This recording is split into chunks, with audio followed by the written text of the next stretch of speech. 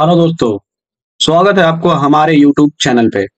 हमने पिछले video lecture में सर अर्थशास्त्र का पहला चैप्टर का शुरुआत कर चुके थे और हमने सर पिछले चैप्टर में आर्थिक क्रिया को सर हम टोटल 3 भागों में बांट चुके थे। कोई भी व्यक्ति अपने जीवन चलाने चलाने के लिए जो भी आर्थिक क्रियाएं करती है सर उसे हमने 3 क्षेत्र में बांटा था और हमने यह बांटा था कि अगर कोई व्यक्ति कृषि कार्य से जुड़ा हुआ है तो उसे हम बोलेंगे कि वह प्राथमिक क्षेत्र के अंतर्गत आता है। और कृषि कार्य के अंतर्गत हमने आपको बताया था सर कृषि हो आता है, पशुपालन आता है, मछली पालन आता है और जंगल से वस्तुओं को प्राप्त करना होता है। उसके बाद हमने जाना था सर द्वितीय क्षेत्र, मतलब कौन कौन ऐसे कार्य हैं जिसे करने के बाद हमें आय प्राप्त होती है और उसे हम द्वितीय क्षेत्र में रखेंगे। और इसी को हमने बोला था सर औद्योगिक क्षेत्र। इसके अंतर्गत आता था सर खनिज, व्यवसाय, निर्माण कार्य, जनोपयोगी सेवाएं जैसे बिजली और गैस सर। ठीक है। उसके बाद हमने जाना था सर तृतीय क्षेत्र, मतलब कौन ऐसे कार्य हैं जो तृतीय क्षेत्र के अंतर्गत आते हैं। और तृतीय क्षेत्र का हमने नाम रखा था सर सेवा क्षेत्र। ठीक है। और इसके अंतर्गत आता है बैंक, बीमा, परिवहन, संचार एवं व्यापार। ठीक है सर। तो आपको इतनी सारी बातें पिछले वीडियो लेक्चर के अनुसार पता है सर। अब आगे बढ़ते हैं सर। अब देखिए सर अर्थव्यवस्था की संरचना। अभी जो अर्थव्यवस्था संरचना पीछे पढ़े थे सर, प्राथमिक क्षेत्र, द्वितीय क्षेत्र और तृतीय क्षेत्र, उसी का एक स्ट्रक्चर फॉर्म हम यहाँ पे देख लेते हैं सर। प्राथमिक क्षेत्र हम आपको अभी अभी बताया सर कि प्राथमिक क्षेत्र को ही कहा जाता है सर कृषि क्षेत्र। ठीक है। तो कृषि कार्य के अंतर्गत जो भी काम आते हैं, मतलब कृषि कार्य करके अगर कोई व्यक्ति अपना आर्थिक क्रिया चला रहा है तो वो कृषि कार्य के अंतर्गत आएगा सर, यानी प्राथमिक क्षेत्र के अंतर्गत। और प्राथमिक क्षेत्र यानी कृषि कार्य के अंतर्गत आता है सर पशु कृषि करना, पशुपालन, वन, अभी बताए थे सर कि वन से प्राप्त लकड़ियों अगर जड़ी बूटियों को भी लाकर बेच रहे हैं और अपनी जीविका आप चला रहे हैं, इसका मतलब है कि आप प्राथमिक क्षेत्र के अंतर्गत आर्थिक क्रिया कर रहे हैं। अगला है सर मछली पालन। मछली पालन भी सर प्राथमिक क्षेत्र यानी कृषि क्षेत्र के अंतर्गत ही आएगा। तो इसका मेन है सर एग्जाम्पल, आपको डायरेक्ट ऐसा ही पूछा जाएगा, बताइए मछली पालन अर्थव्यवस्था के किस संरचना के अंतर्गत आता है, प्राथमिक, द्वितीयक, तृतीयक। और ऑप्शन में अगर इस तरह से नहीं होगा सर तो प्राथमिक की जगह कृषि क्षेत्र लिख दे। ठीक है। अब बात करते हैं सर द्वितीय क्षेत्र। द्वितीय क्षेत्र का नाम बताए थे सर औद्योगिक क्षेत्र। ठीक है सर। द्वितीय क्षेत्र को ही कहा जाता है सर औद्योगिक क्षेत्र। और औद्योगिक क्षेत्र के अंतर्गत क्या आता है सर उद्योग। अब उद्योग ना सर प्रकार के होता है। कुटीर मतलब सबसे छोटा, ठीक है। लघु मतलब इससे थोड़ा बड़ा, मध्यम मतलब लघु से थोड़ा बड़ा और बड़ा मतलब बड़ा उद्योग। ठीक है। तो अगर आप किसी भी प्रकार का उद्योग कर रहे हैं इसका मतलब है सर आप द्वितीय क्षेत्र के अंतर्गत आर्थिक क्रिया कर रहे हैं। अगला है निर्माण, बिल्डिंगों का निर्माण या और कुछ का निर्माण जो हो सर वो द्वितीय क्षेत्र के अंतर्गत आएगा। अगला है सर गैस एवं बिजली। इन सब चीजों का भी अगर आप व्यापार कर रहे हैं इसका मतलब है कि आप द्वितीय क्षेत्र यानी औद्योगिक क्षेत्र के अंतर्गत आर्थिक क्रिया कर रहे हैं। अगला बात करते हैं सर तृतीय क्षेत्र। और तृतीय क्षेत्र का नाम आपको बताया था सर सेवा क्षेत्र। ठीक है सर। सेवा क्षेत्र के अंतर्गत आता है बैंक। बैंक आपको सेवा देती है सर। ठीक है। परिवहन आपको सेवा देती है, संचार व्यवस्था, व्यापार और अन्य सेवाएं। हम आपको बताए थे सर आप 2 शब्दों पर यहां ध्यान रखेंगे, एक व्यापार पर और एक उद्योग पर। ठीक है सर। तो उम्मीद है सर आप भारतीय अर्थव्यवस्था की संरचना सीख चुके हैं। मतलब भारतीय अर्थव्यवस्था की संरचना मुख्य रूप से 3 चीजों पर टिकी है, एक प्राथमिक क्षेत्र, द्वितीय क्षेत्र और तृतीय क्षेत्र। अगर भारत में पैसा आ रहा है सर लोगों के पास तो इन्हीं 3 क्षेत्रों से आ रहा है। कैसे? आर्थिक क्रिया को करके। ठीक है सर। आगे बढ़ते हैं। तो उम्मीद है आप भारतीय अर्थव्यवस्था की संरचना बेहतर समझ गए हैं। आगे देखते हैं सर अर्थव्यवस्था के प्रकार। अभी हमने देखा था सर अर्थव्यवस्था की संरचना। अब देखते हैं सर अर्थव्यवस्था के प्रकार। तो अर्थव्यवस्था के मुख्य रूप से सर 3 प्रकार हैं। ठीक है। अर्थव्यवस्था के मुख्य रूप से 3 प्रकार हैं और हम आपको बताए थे अर्थव्यवस्था का मतलब है धन कमाने के तरीके। ठीक है। मतलब शॉर्टकट में हम यही बताए थे, अर्थ मतलब धन सर और व्यवस्था माने तरीका। ठीक है। अर्थव्यवस्था कितने प्रकार के हैं? 3। एक है सर पूंजीवादी अर्थव्यवस्था, समाजवादी अर्थव्यवस्था और मिश्रित अर्थव्यवस्था। अब इन तीनों को सर बेहतर एक-एक करके समझते हैं। अगर आप पढ़ रहे हैं सर तो चीज़ों को कोशिश कीजिए कि कॉपी पेन से नोट करते चलें, ठीक है? आप ये ना सोचें कि इतना सारा कैसे नोट करें? भई नोट करना पड़ेगा चूँकि आप पढ़ रहे हैं, नहीं कि तैयारी कर रहे हैं। और जब चीज़ों को पढ़ा जाता है सर तो लिख-लिख के पढ़ा जाता है। तैयारी क्या है? तैयारी तो 3 महीना के लिए भी क्रैश कोर्स आता है सर और बच्चे उसे भी पढ़कर पास हो जाते हैं। लेकिन अगर आप शुरू से पढ़ रहे हैं तो चीज़ों को पढ़िए, क्योंकि आप जितना पढ़ेंगे उतना ज्ञान अर्जित करेंगे सर। तो कोशिश कीजिए कि लिख-लिख कर पढ़ें। तो जो भी आ रहा है सर लिखा हुआ, कोशिश कीजिए कि वीडियो को रोक कर उसे लिख लें, ठीक है? खैर समझते हैं सर पूंजीवादी अर्थव्यवस्था। देखिए, इसका परिभाषा यह है सर वह अर्थव्यवस्था जहां उत्पादन के साधनों का स्वामित्व निजी व्यक्तियों के पास होता है, जो इसका उपयोग कर अपने निजी लाभ के लिए करते हैं। जैसे अमेरिका, जापान और ऑस्ट्रेलिया। पूंजीवादी सर, अब हम अपनी भाषा में आपको समझाते हैं। कुछ शब्दों का मतलब आपको बता दें सर, जैसे निजी। निजी मतलब होता है सर अपना, एकदम अपना। जैसे आपके पास कलम है, कॉपी है, एकदम आपका है सर, तो वो आपके लिए निजी वस्तु कहलाएगा। स्वामित्व सर, एक शब्द और आया है स्वामित्व। स्वामित्व का मतलब होता है सर मालिक। स्वामित्व का मतलब होता है सर मालिक। अब आप समझ गए कि किसी देश की वह अर्थव्यवस्था जहां जो चीज भी उत्पादन हो रहा, उसका मालिक कोई खास व्यक्ति हो, ठीक है? ऐसा नहीं है कि कोई दूसरा हो। तो जो भी चीजों का उत्पादन हो रहा हो, उसका मालिक अगर कोई खास व्यक्ति हो और वह मालिक उन चीजों को उपयोग कर अपना निजी लाभ प्राप्त करता हो, तो इस तरह की अर्थव्यवस्था वाले देश को कहते हैं सर पूंजीवादी अर्थव्यवस्था। जैसे अमेरिका। अमेरिका में क्या है सर कि अमेरिका में खुद एक व्यक्ति चाहेगा सर तो अपनी अर्थव्यवस्था लगा सकता है। अगर मान लिया जाए अ, उसको माने सर कि हम रेल चलवाएं, चलवा दीजिए। आप अपनी पूंजी लगाकर आप रेल इसलिए चलवाएंगे ताकि आपका निजी लाभ हो। अमेरिका में किसी का मन हुआ कि भाई हम तो एयरपोर्ट खोलेंगे, खोल दीजिए। उस पर सरकार आपको कोई रोक टोक नहीं करेगी। आप केवल समय पर टैक्स देते चल जाइए, ठीक है? तो ये एयरपोर्ट या हवाई अड्डा क्यों खोलेगा सर? ये इसलिए खोलेगा ताकि इसका अपना लाभ हो, ठीक है? तो अब आप समझ गए होंगे निजी का मतलब। जापान सर, या आप चाहे तो आप खुद से अपना इंडस्ट्री खुद के लिए काम खोल सकते हैं सर और खुद मालिक बनकर बैठ सकते हैं, ठीक है? तो आपने समझ लिया सर पूंजीवादी अर्थव्यवस्था, ठीक है? तो पूंजीवादी अर्थव्यवस्था में आपने क्या देखा सर कि देश में जो भी उत्पादन होगा, उत्पादन उत्पादन के साधनों पर किसी व्यक्ति का अधिकार होगा, निजी व्यक्ति का, ठीक है? अगला बात करते हैं सर समाजवादी अर्थव्यवस्था। इसका परिभाषा देखते हैं। वह अर्थव्यवस्था जहां उत्पादन के साधनों का स्वामित्व एवं संचालन देश के सरकार के पास होता है और जिसका उपयोग सामाजिक कल्याण के लिए किया जाता है। जैसे सर, अब मान लिया जाए समाजवादी में सर, देश में जो भी संसाधन है उसका उपयोग, उत्खनन, लोगों का विकास, ये सब के सब सरकार देखेगी सर।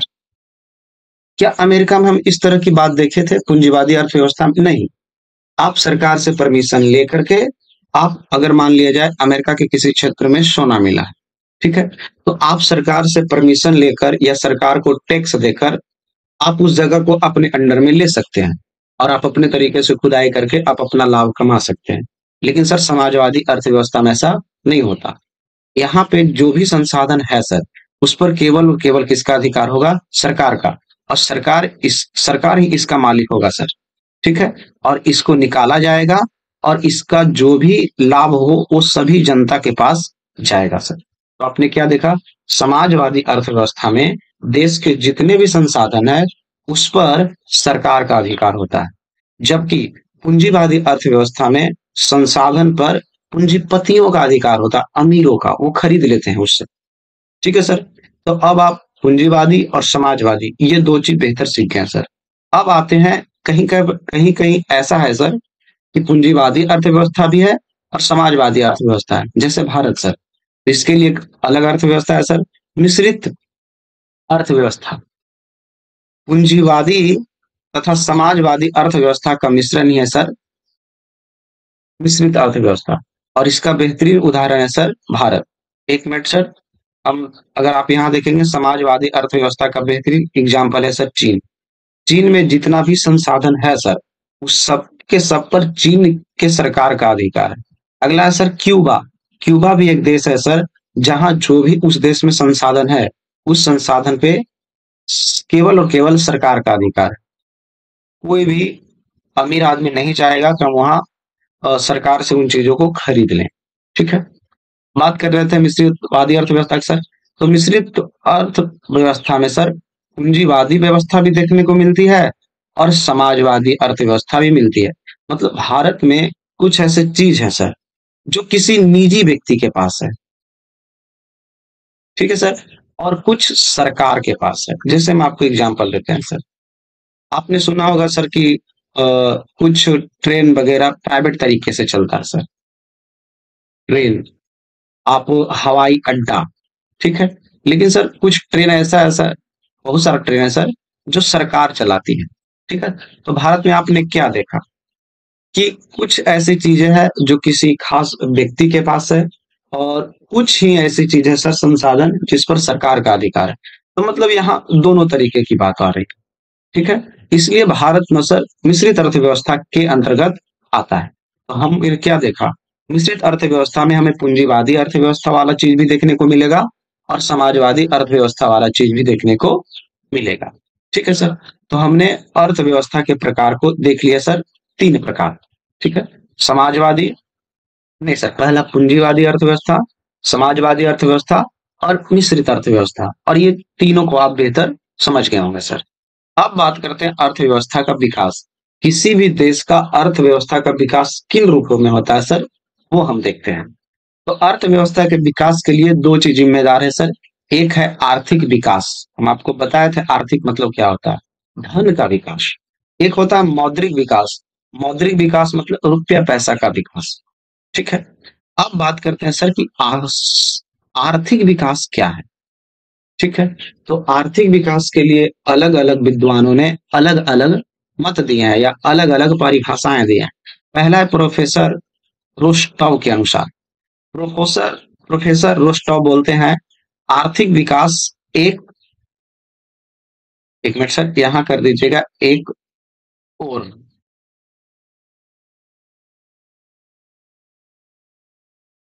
हम यहाँ सुधार देते हैं।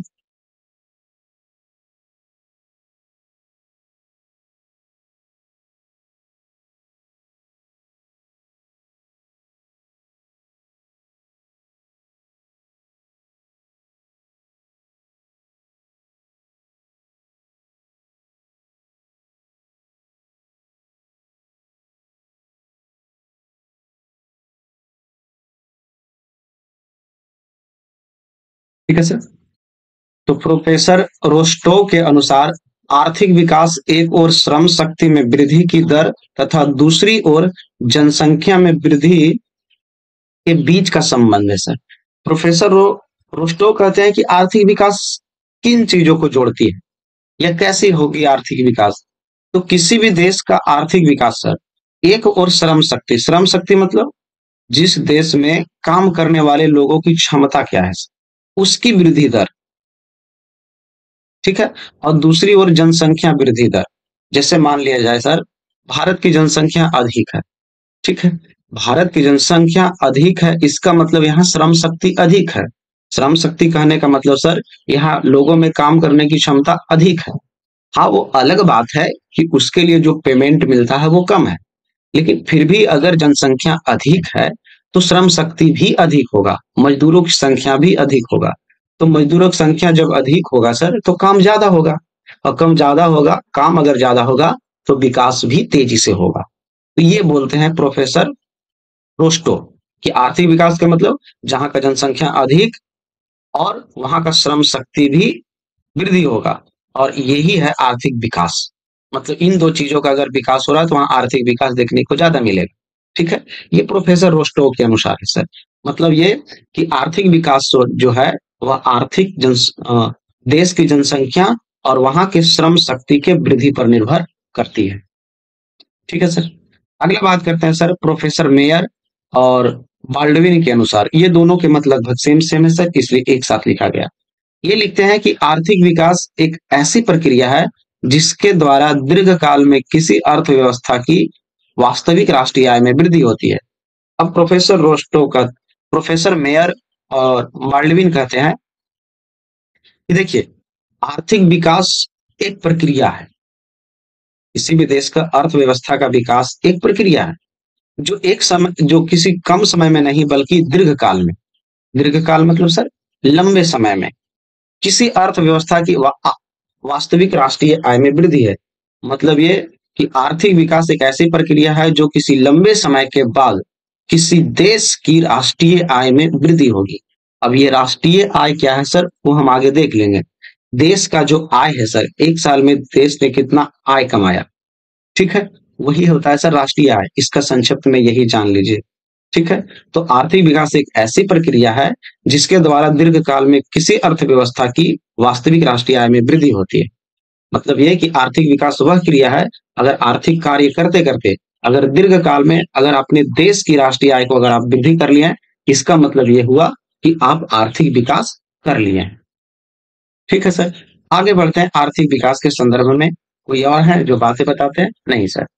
अब एक नोट पॉइंट यह है सर कि आर्थिक मतलब काम करने की क्षमता का विकास या अपने अर्थ अर्थ धन का विकास का मुख्य उद्देश्य अर्थव्यवस्था के समस्त क्षेत्रों में उत्पादन का उच्च स्तर प्राप्त करना है।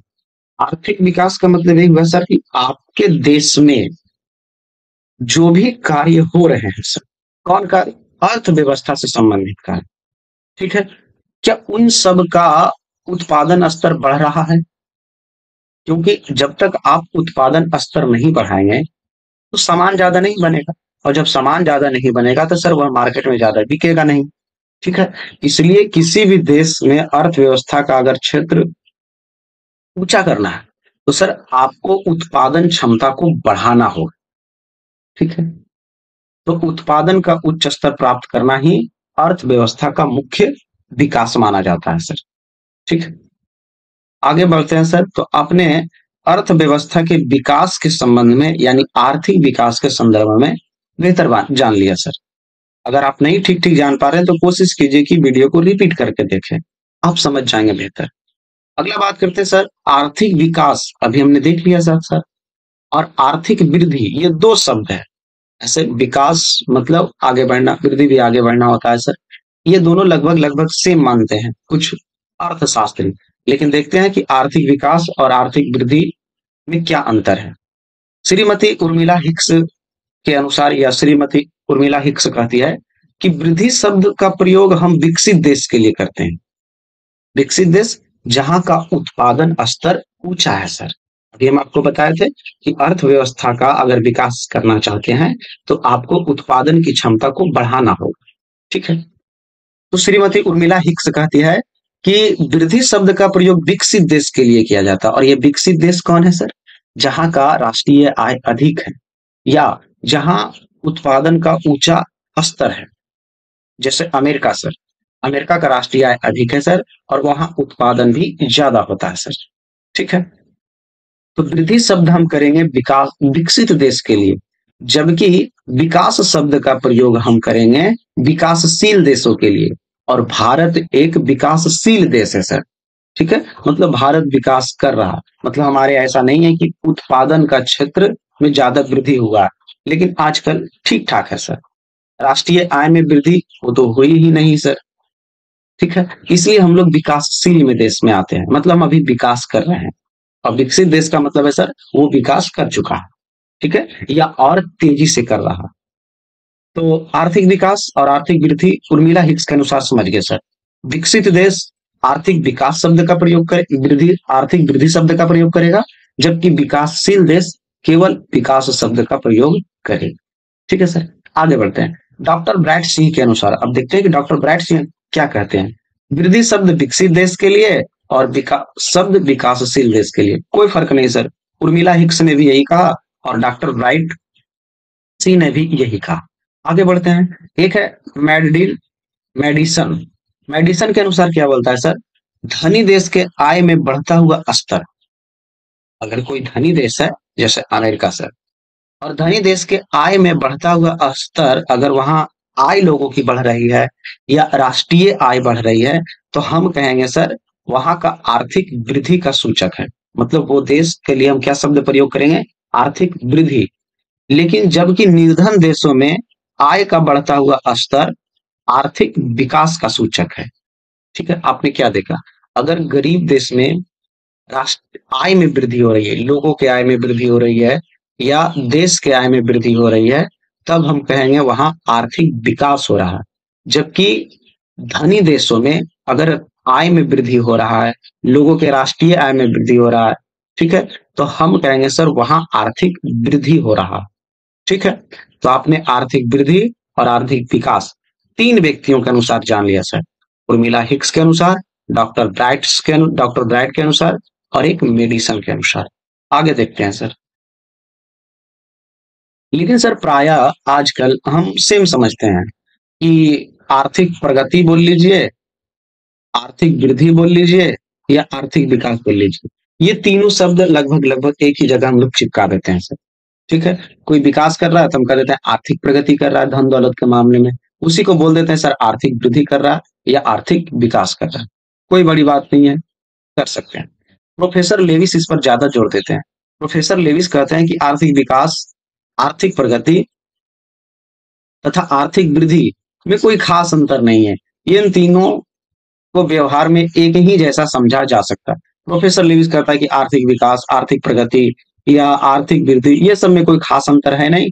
आप अगर उत्पादन क्षेत्र में वृद्धि कर रहे हैं तो आप आर्थिक प्रगति, आर्थिक वृद्धि और आर्थिक विकास जैसे शब्दों का प्रयोग कर सकते हैं, कोनो दिक्कत नहीं है। ठीक है, तो आपने देख लिया सर आर्थिक विकास क्या है और आर्थिक वृद्धि क्या है। ठीक है, अब एक शब्द आता है सर समावेशी विकास। ये समावेशी विकास क्या है? ठीक है सर, तो आर्थिक विकास की जिस पद्धति या प्रक्रिया, ध्यान रखिए सर, हम आर्थिक विकास पढ़ चुके हैं सर, मतलब किसी देश के आय में वृद्धि या उत्पादन क्षेत्र में उच्च स्तर को प्राप्त करना सर आर्थिक विकास है। ध्यान रखिएगा चीजों का सर, ये अर्थशास्त्र है। जब तक आप पीछे वाली बात नहीं याद रखेंगे चीजों को नहीं समझ में आए। ठीक है, आर्थिक विकास की जिस पद्धति या प्रक्रिया से समाज के सभी वर्गों का जीवन स्तर ऊंचा होता जाए तथा समाज के कोई खास वर्ग का समाज का कोई भी वर्ग विकास के लाभ से अछूता नहीं रहे, तो ऐसे विकास को समावेशी विकास कहा जाता है। ठीक है सर,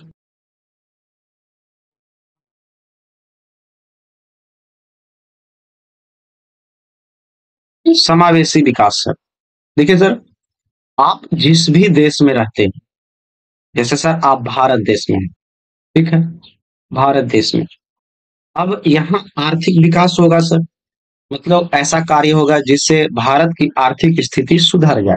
आर्थिक स्थिति का मतलब ये सर, यहाँ लोगों में रुपया पैसा की कमी न रहे, गरीबी जैसी सामना ना करना पड़े। तो अगर मान लिया जाए सर आर्थिक विकास जिस पद्धति, यहाँ पे लिखा हुआ है जिस पद्धति या प्रक्रिया से समाज के सभी वर्गों का जीवन स्तर ऊंचा हो जाए, मतलब देश में कुछ ऐसी क्रियाएं चल रही हैं, आर्थिक क्रियाएं, जिससे देश के सभी लोगों का जीवन स्तर, जीवन स्तर मतलब सर जीवन जीने का तरीका, ठीक है, ये अगर वृद्धि हो जाए, और ऐसा नहीं है सर कि केवल एक वर्ग को वृद्धि होना चाहिए, जैसे मतलब किसी एक खास जाति या समूह का वृद्धि हो रहा, ठीक है, अगर समावेशी विकास कहता है सर कि देश में जितने भी वर्ग हैं उन सबका विकास अगर समान रूप से हो रहा है, तो हम बोलेंगे कि उस देश में कैसा विकास चल रहा है, समावेशी विकास। अब आप अंदाजा लगाइए, क्या भारत में समावेशी विकास हो रहा है? तो आप देखेंगे सर नहीं, भारत में समावेशी विकास नहीं है, क्योंकि समावेशी विकास कहता है कि सरकार से जो भी चीज आएगी वो सब में बटेगी, या जो भी देश में कार्य होगा वो सबको मिलेगा, ताकि उस कार्य करके लोग सब अपनी आर्थिक स्थिति को सुधार सके। लेकिन भारत में ऐसा नहीं है सर, किसी के पास अधिक धन दौलत है और किसी के पास बहुत कम है। तो भारत में समावेशी विकास लगभग लगभग नहीं के बराबर। समावेशी विकास का मतलब आप सीधा समझ लीजिए सर, समान रूप से विकास। ठीक है, अगर समान रूप से सबका आर्थिक विकास हो रहा है तो हम बोलेंगे समावेशी विकास। ठीक है, तो इस चीज पर भी जोर देना चाहिए सर सरकार को। ऐसे किताबों में इतनी मोटी मोटी और बड़ी बड़ी बातें तो है ही लिखी हुई। अगला बात करते हैं सर, सतत विकास। ठीक है,